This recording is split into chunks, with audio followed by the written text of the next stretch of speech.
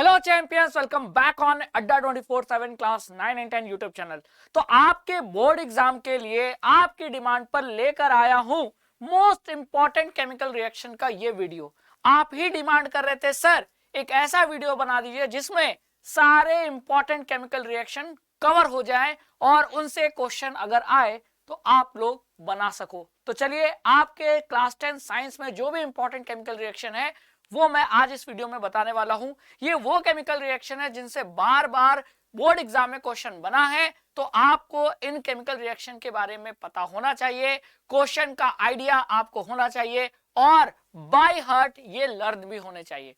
तो class 10 science की बात करें तो जो स्टार्टिंग के 4 चैप्टर हैं, चैप्टर 1 टू चैप्टर 4, वो केमिस्ट्री के हैं और इन्हीं में से कुछ केमिकल रिएक्शन है जो बहुत ज्यादा इंपॉर्टेंट है, जिनसे आने की प्रोबेबिलिटी हाई है। तो वो 100% जो कंफर्मेशन है जिससे क्वेश्चन बन सकता है, वो केमिकल रिएक्शन में आपको पूरे चारों चैप्टर का मिलाकर इस वीडियो में बताने वाला हूं। तो स्टार्ट करते हैं। सबसे पहला चैप्टर है केमिकल रिएक्शन एंड इक्वेशन। अब इसमें जो पहला रिएक्शन है ये बहुत इंपॉर्टेंट है, कैल्शियम ऑक्साइड क्विकलाइम। जब इसमें आप पानी डालते हैं तो सिलेक्ट लाइम बनता है, यानी कैल्शियम हाइड्रोक्साइड बनता है।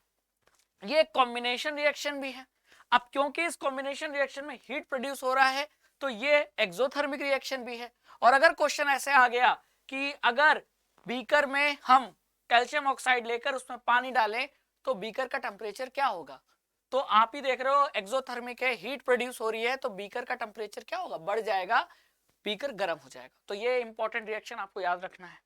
अगर कैल्शियम हाइड्रोक्साइड को दीवार पे पोत दिया जाए, है ना, यानी दीवालों की व्हाइट वॉशिंग कर दी जाए, तो आपको पता है दीवालें का 2-3 दिन बाद दीवालों का रंग बहुत ज्यादा व्हाइटनेस आ जाती है। क्यों? तो ये केमिकल रिएक्शन आपको याद होना चाहिए। जब आप कैल्शियम हाइड्रोक्साइड दीवार पे लगाओगे और 2-3 दिन छोड़ दो तो हवा में मौजूद कार्बन डाइऑक्साइड के साथ रिएक्शन होता है और व्हाइट कलर का कैल्शियम कार्बोनेट का फॉर्मेशन होता है, जिससे दीवालों की जो व्हाइटनेस है, सफेदी है, वो बढ़ जाती है। तो calcium hydroxide plus carbon dioxide gives calcium carbonate जो व्हाइट कलर का है प्लस वाटर। तो ये भी आपको याद होना चाहिए, इस पे क्वेश्चन बना है। फिर कैल्शियम कार्बोनेट लाइमस्टोन, यहां होता है डिकम्पोजिशन हीट के वजह से, यानी एक थर्मल डिकम्पोजिशन का एग्जांपल है। और जब आप लाइमस्टोन का थर्मल डिकम्पोजिशन करते हैं तो आपको क्विक लाइम मिलता है और कौन सी गैस रिलीज होती है, कार्बन डाइऑक्साइड गैस रिलीज होती है। कैल्शियम और कार्बोनेट लाइमस्टोन में भी है, मार्बल में भी है, अंडे के छिलके में भी है ना, और चौक में भी है, सभी कैल्शियम कार्बोनेट के बने हैं। तो ये ध्यान रखिएगा, ये बहुत इंपॉर्टेंट केमिकल रिएक्शन है। क्लियर? अब आता है डिकम्पोजिशन, थर्मल डिकम्पोजिशन का एक और एग्जांपल जिससे क्वेश्चन बना है, लेड नाइट्रेट। गर्म करेंगे तो क्या होगा, लेड ऑक्साइड बनेगा, ब्राउन कलर की नाइट्रोजन ऑक्साइड गैस बनेगी और ऑक्सीजन गैस प्रोड्यूस होगी। तो ये भी एक थर्मल डिकम्पोजिशन का एक एग्जांपल है जिसमें यहां से क्वेश्चन बना है कि वो ब्राउन कलर की गैस कौन सी है, तो आंसर है नाइट्रोजन डाइऑक्साइड। ठीक है, चलिए आगे चलते हैं। फिर अगला जो रिएक्शन है ये आपका AgCl और AgBr, दोनों सनलाइट के प्रेजेंस में, मतलब मुझे यहां लिख देना चाहिए, यहां भी सनलाइट, जी हाँ, सनलाइट, लाइट की वजह से होने वाला डिकम्पोजिशन रिएक्शन का ये दोनों एग्जाम्पल है, जिसमें व्हाइट कलर का सिल्वर क्लोराइड डिकम्पोज होकर ग्रे कलर का सिल्वर बनाता है, क्लोरीन बनाता है। और अगर AgBr लेंगे तो सिल्वर और ब्रोमीन बनेगा। और ये वाला रिएक्शन पूछा गया है क्योंकि ब्लैक एंड व्हाइट फोटोग्राफी में यही रिएक्शन यूज होता है। ठीक है, फिर बात करें डिस्प्लेसमेंट रिएक्शन का, ये क्लासिकल एग्जांपल है जिससे कई बार पूछा गया है कि कॉपर सल्फेट के ब्लू सोल्यूशन में अगर हम आयरन की नील डिप कर दें तो क्या होगा, तो वहां होगा डिस्प्लेसमेंट रिएक्शन। आयरन कॉपर से ज्यादा रिएक्टिव है तो आयरन कॉपर को डिस्प्लेस कर देगा और बना लेगा आयरन सल्फेट जो ग्रीन कलर का होता है, और कॉपर डिस्प्लेस होकर अलग हो जाएगा और ये कॉपर आयरन की नेल के ऊपर डिपॉजिट दिखा हुआ मिलेगा। तो यहाँ जो कलर चेंज हुआ वो डिस्प्लेसमेंट रिएक्शन की वजह से हुआ। तो ये रिएक्शन भी बहुत इंपॉर्टेंट है। फिर आता है डबल डिस्प्लेसमेंट का ये रिएक्शन, जिससे तो लास्ट ईयर बोर्ड एग्जाम यानी 2022 में भी क्वेश्चन बना था कि Na2SO4 प्लस बेरियम क्लोराइड, तो डबल डिस्प्लेसमेंट रिएक्शन है, एक्सचेंज ऑफ आयंस होता है और व्हाइट प्रेसिपिटेट बनता है बेरियम सल्फेट का प्लस सोडियम क्लोराइड बनता है। ठीक है, तो ये वो इंपॉर्टेंट केमिकल रिएक्शन थे जो पहले चैप्टर यानी केमिकल रिएक्शन एंड इक्वेशन से पूछे गए हैं और मोस्ट इंपॉर्टेंट है, तो इनको लिखकर प्रैक्टिस कीजिए। अब आ जाते हैं second chapter, acid basis and salts. तो एसिड बेस एंड सॉल्ट में जो पहला है बहुत इंपॉर्टेंट, कि जब किसी एसिड का एसिड डाइल्यूट होना चाहिए और किसी डाइल्यूट एसिड का मेटल के साथ रिएक्शन करते हैं तो प्रोडक्ट में क्या बनता है, सॉल्ट। और कौन सी गैस प्रोड्यूस होती है, हाइड्रोजन गैस प्रोड्यूस होती है। ये क्वेश्चन 2022 के बोर्ड एग्जाम में था। अब यहाँ ध्यान रखना है कि जो मेटल है वो हर मेटल के साथ ये रिएक्शन नहीं होता। वही मेटल जो हाइड्रोजन से ज्यादा रिएक्टिव हैं वही मेटल ये रिएक्शन शो करते हैं और उन्हीं के साथ हाइड्रोजन गैस प्रोड्यूस होती है। तो क्वेश्चन इस तरीके से पूछा जा सकता है कि which of the following metal does not react with dilute acid to produce salt and hydrogen gas. तो फिर वो कौन सा मेटल होगा जो रिएक्शन नहीं शो करेगा, वो मेटल होगा जो हाइड्रोजन से कम रिएक्टिव है। तो ये रिएक्शन वही मेटल शो करेगा जो हाइड्रोजन से ज्यादा रिएक्टिव है।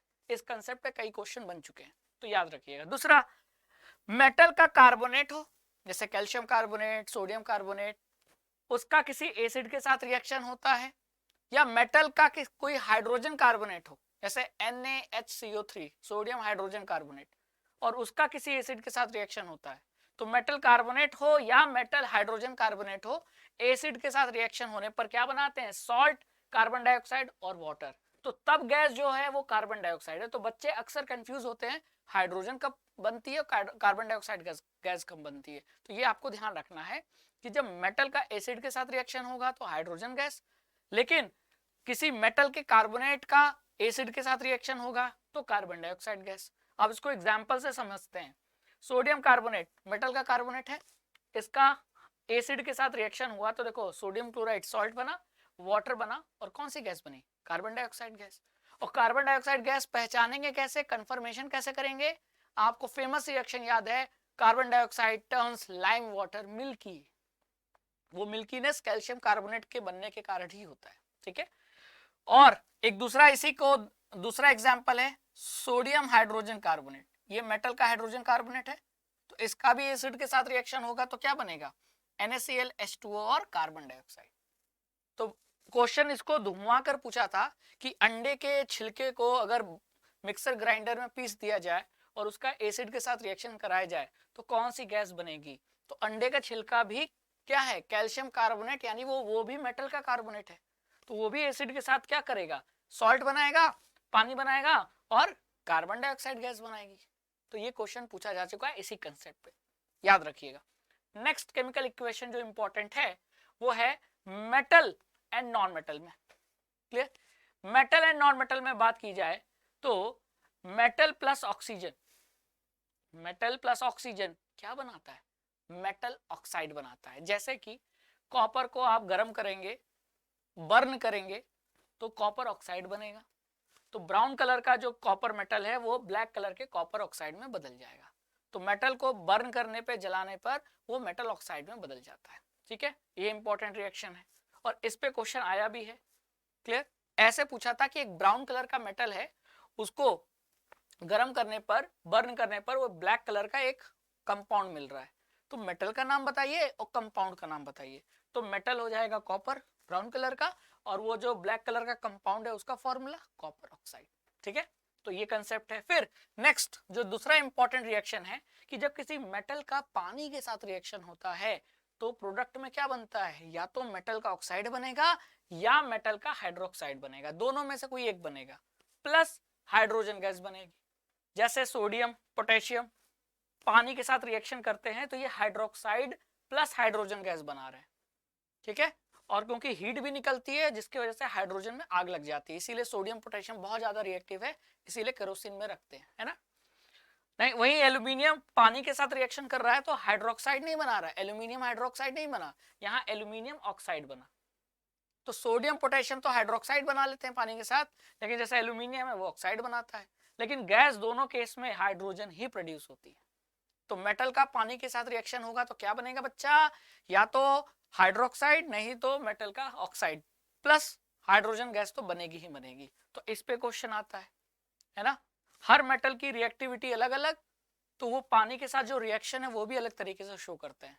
सोडियम पोटेशियम ठंडे पानी के साथ रिएक्शन कर जाते हैं, वहीं कुछ मेटल गर्म पानी के साथ जैसे मैग्नीशियम, कुछ स्टीम के साथ, और कुछ बहुत कम रिएक्टिव मेटल तो पानी के साथ किस रिएक्शन करते ही नहीं। तो ये आपका इंपॉर्टेंट केमिकल रिएक्शन है जो आपको याद रखना है इस चैप्टर में।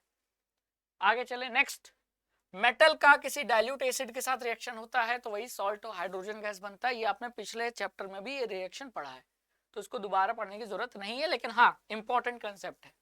फिर मेटल के एक्सट्रैक्शन में दो इंपॉर्टेंट केमिकल रिएक्शन है, एक है रोस्टिंग, एक है कैल्सिनेशन।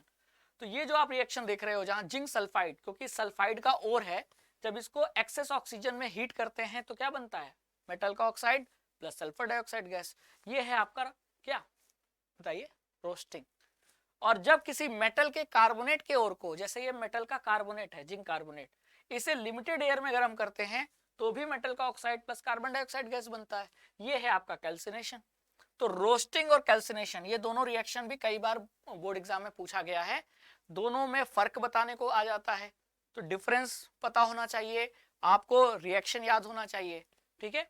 एक बहुत बड़ा फर्क यह है कि जिंक सल्फाइड सल्फाइड ओर के लिए, मतलब रोस्टिंग सल्फाइड ओर के लिए करते हैं, कैल्सिनेशन कार्बोनेट ओर के लिए। दूसरा, रोस्टिंग में जो गर्म करते हैं तो एक्सेस एयर में, लेकिन कैल्सिनेशन में हीट करते हैं तो लिमिटेड एयर में, ठीक है। फिर लास्ट में यहाँ एक बहुत ही इंपॉर्टेंट डिस्प्लेसमेंट रिएक्शन है जिसका यूज करके रेलवे की पटरियों को जोड़ा भी जाता है और मशीन में जो क्रैक है उसको भरा जाता है, और वो है थर्मिट रिएक्शन। थर्मिट रिएक्शन में डिस्प्लेसमेंट ही हो रहा है। हमने क्या लिया था, हमने आयरन ऑक्साइड लिया था, उसका एल्यूमिनियम के साथ रिएक्शन कराया। अब एल्यूमिनियम ज्यादा रिएक्टिव मेटल है, तो हर ज्यादा रिएक्टिव मेटल अपने से कम रिएक्टिव मेटल को क्या कर देता है, डिस्प्लेस। तो आयरन कमजोर था, कम रिएक्टिव था, तो एल्यूमिनियम उसे डिस्प्लेस कर दिया, और खुद ऑक्सीजन के साथ एल्यूमिनियम ने क्या बना लिया, एल्यूमिनियम ऑक्साइड यानी Al2O3। आयरन अलग हो गया और साथ ही साथ हीट भी निकल रही है, और ये हीट इतनी ज्यादा होती है कि ये जो आयरन है वो सॉलिड नहीं मोल्टेन फॉर्म में होता है, पिघला हुआ होता है, और यही पिघला हुआ आयरन जो क्रैक है उसको भर देता है, और इस रिएक्शन को कहते हैं थर्मिट रिएक्शन। इसका जो यूज है वो है रेलवे पटरियों को जोड़ने के लिए, ठीक है। तो ये भी आपको याद होना चाहिए, बहुत बार पूछा गया है। फिर आगे चलते हैं next, carbon and its compound, fourth chapter. अब इसमें एक रिएक्शन बहुत इंपॉर्टेंट है कि जो इथेनॉल है, अल्कोहल फंक्शनल ग्रुप, अब जब अल्कलाइन KMnO4 के प्रेजेंस में गर्म करते हैं तो इसका ऑक्सीडेशन हो जाता है। ऑक्सीडेशन मतलब ऑक्सीजन का इंक्रीज होना। तो यहाँ देखो एक ऑक्सीजन है, यहाँ कितने हो गए, 2 ऑक्सीजन, क्योंकि अब ये कार्बोक्सिलिक एसिड में बदल गया है। तो अल्कोहल का कार्बोक्सिलिक एसिड में चेंज होना ये एक ऑक्सीडेशन है। तो यहां से क्वेश्चन आता है, क्लियर, ऑक्सीडेशन रिएक्शन में कौन सा फंक्शनल ग्रुप किस में बदल जाता है, तो अल्कोहल कार्बोक्सिलिक एसिड में बदल जाता है। नेक्स्ट जो याद रखना है वो है एडिशन रिएक्शन, हाइड्रोजनेशन, जिसका यूज करके इंडस्ट्री में वनस्पति घी बनाया जाता है ना, वेजिटेबल ऑयल से वनस्पति घी, डालडा जिसे बनाया जाता है, वो यही रिएक्शन है। किसी अनसैचुरेटेड हाइड्रोकार्बन में निकल कैटलिस्ट के प्रेजेंस में अगर आप हाइड्रोजन जोड़ोगे तो वो सैचुरेटेड हाइड्रोकार्बन बदल जाता है, और ये वेजिटेबल ऑयल वेजिटेबल घी में कन्वर्ट हो जाता है। बात समझ में आई? तो ये भी याद रखना, ये एडिशन रिएक्शन की कैटेगरी में आता है, एडिशन रिएक्शन है। क्यों? क्योंकि हाइड्रोजन ऐड हो रहा है, तो ये डबल या ट्रिपल बॉन्ड सिंगल में कन्वर्ट होगा। तो अनसैचुरेटेड से सैचुरेटेड बनाने के लिए यही रिएक्शन आपको याद रखना है, एडिशन रिएक्शन। फिर बात आती है कि इथेनॉल में, ये इथेनॉल का एक कैरेक्टरिस्टिक रिएक्शन है कि इथेनॉल को जब कंसेंट्रेटेड सल्फ्यूरिक एसिड के प्रेजेंस में गर्म करते हैं तो इससे पानी बाहर आ जाता है और इथेनॉल इथीन में कन्वर्ट हो जाता है। तो यहाँ जो H2SO4 है ये डिहाइड्रेटिंग एजेंट की तरह यूज होता है, ठीक है, क्लियर। फिर एस्टरिफिकेशन बहुत इंपॉर्टेंट, कई बार पूछा है, जब भी इथेनॉल का इथेनोइक एसिड के साथ रिएक्शन कराओगे एसिड के प्रेजेंस में तो CH3COO CH2CH3, तो ये जो फंक्शनल ग्रुप आपको दिख रहा है COO, इसे कहते हैं ईस्टर। तो ईस्टर का फॉर्मेशन होता है प्लस पानी बनता है। अब ईस्टर स्वीट स्मेलिंग कंपाउंड है, जो भी सुगंधित जैसे परफ्यूम हो गया किससे बनाया जाता है, ईस्टर से ही बनाया जाता है। तो ईस्टर बनाने के प्रोसेस को एस्टरिफिकेशन कहते हैं, और इसके लिए आपको 2 कंपाउंड कौन से चाहिए, इथेनॉल और इथेनोइक एसिड, जैसा कि आप देख पा रहे हो, बहुत इंपॉर्टेंट। अब एस्टरिफिकेशन का उल्टा प्रोसेस है सेपोनिफिकेशन। क्यों? क्योंकि यहां अगर आप देखोगे एस्टरिफिकेशन में रिएक्टेंट में क्या है, इथेनॉल, प्रोडक्ट में क्या है, ईस्टर। अब जबकि सेपोनिफिकेशन में क्या है, प्रोडक्ट में इथेनॉल है और रिएक्टेंट में क्या है, ईस्टर। तो इसका ठीक उल्टा हुआ कि नहीं? तो जब किसी ईस्टर को सोडियम हाइड्रोक्साइड के प्रेजेंस में रिएक्शन कराते हैं तो इथेनॉल तो बनता ही है, साथ ही साथ sodium salt of carboxylic acid बनता है। और इसी sodium salt of carboxylic acid को हम क्या कह सकते हैं? सोप, क्योंकि सोप क्या होते हैं? साबुन। कार्बोक्सिलिक एसिड के सोडियम या पोटेशियम सॉल्ट ही तो होते हैं, तो ये सॉल्टी मतलब ये जो सॉल्ट है ये साबुन है, सॉल्ट है केमिकली लेकिन उसे साबुन कहते हैं। तो साबुन का बनना सैपोनिफिकेशन रिएक्शन। अब इस दोनों रिएक्शन से कई बार प्रीवियस ईयर में क्वेश्चन बना है। तो ये था आपका केमिस्ट्री के जो 4 चैप्टर हैं जो आपके बोर्ड एग्जाम में बहुत इंपॉर्टेंट है, उन केमिकल रिएक्शन का एक कंबाइंड वीडियो। अगर आपने इस वीडियो को देख लिया तो कंफर्म है कि क्वेश्चन फंसेगा ही फंसेगा। और इन क्वेश्चन सारे केमिकल रिएक्शन को लिख कर प्रैक्टिस करना। मैं ये नहीं कह रहा हूं कि आपको देखते ही तुरंत याद आ जाएगा, लिख कर प्रैक्टिस करोगे तब जाकर बोर्ड एग्जाम में आसानी से कॉन्फिडेंट तरीके से लिख सकते हो। तो एक छोटा सा मेरा प्रयास था आपको केमिकल रिएक्शन का एक रिवीजन कराने का और आपको इस टॉपिक पे कॉन्फिडेंट बनाने का। तो आप सभी को बोर्ड एग्जाम में बेस्ट ऑफ लक, अच्छे से दीजिएगा बोर्ड एग्जाम। और इसके लिए हम सारे इंपॉर्टेंट वीडियोस बनाते रहेंगे, तो इसके लिए जरूर जुड़िए ऑन अड्डा 24/7 class 9 and 10 YouTube channel. Thank you.